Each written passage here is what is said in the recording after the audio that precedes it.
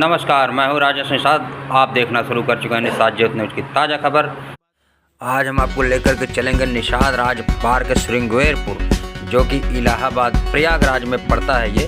यहाँ पर 13 दिसंबर को प्रधानमंत्री नरेंद्र मोदी निषाद राज पार्क का उद्घाटन करने वाले हैं। निषाद राज पार्क के बारे में आप लोग नहीं जानते होंगे तो आप लोग जान लीजिए कि पहली बार जब श्री रामचंद्र जी को वनवास हुआ था तो यहीं से जो है कि गंगा पार किए थे, और मल्लाहों, निषादों, केवटों, कोलभीलों के यानी कि मछुआरों के राजा निषाद राज, जिनका नाम रखा गया था निषाद राज, ने यहाँ पर व्यवस्था की थी श्री राम को गंगा पार कराने की।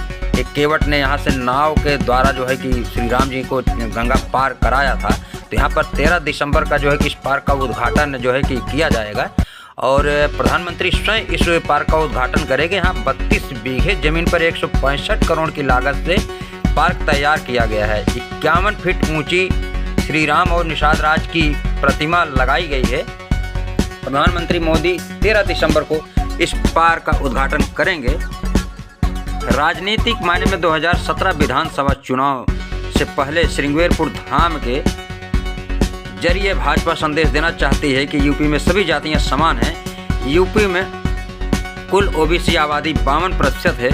इसमें निषाद वोटरों की संख्या करीब 15 से 20% है। पूर्वांचल में करीब 40 से 45 सीटों पर यह हार जीत तय करते हैं। तो इस तरह से जो है कि इस पार्क के राजनीतिक मायने भी है, हालांकि इसके साथ इतिहास से जुड़ गया है। अब जब तक ये रामायण रहेगा, यहाँ पर निषादों की भी राजनीति चलती रहेगी भारतीय जनता पार्टी के साथ। तो भाजपा ने एक काम तो किया है कि निषादों को जो है कि इतिहास से जोड़ दिया है।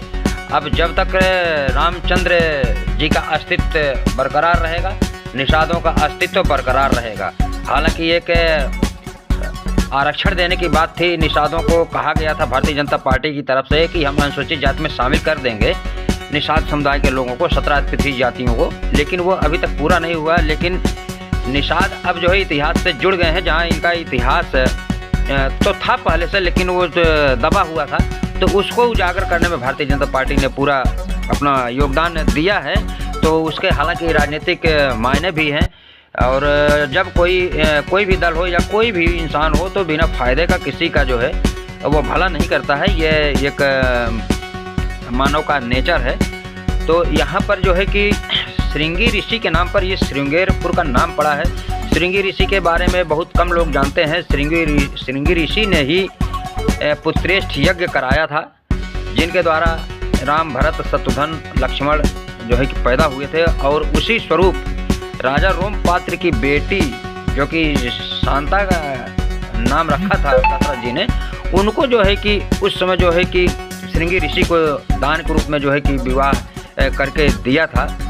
और इस तरह से जो है कि श्रृंगी ऋषि जो है वो श्री रामचंद्र जी के बहनोई बने थे। और यहाँ पर बहुत ही मार्मिक ढंग से जो है कि चित्रों को सजाया गया है, सारी चीज़ों को दिखाया गया है। मूर्ति बहुत ही खूबसूरत बनाई गई है, गले लगते हुई मूर्ति को लगाया गया है। अब इस पर्यटक स्थल को देखने के लिए बहुत से दूर से लोग यहाँ पर आएंगे, और यह इतिहास जो है कि इस तरह से अब जाएगा निषादों का पूरी दुनिया के सामने कि निषाद राज देखते ही रह जाएंगे।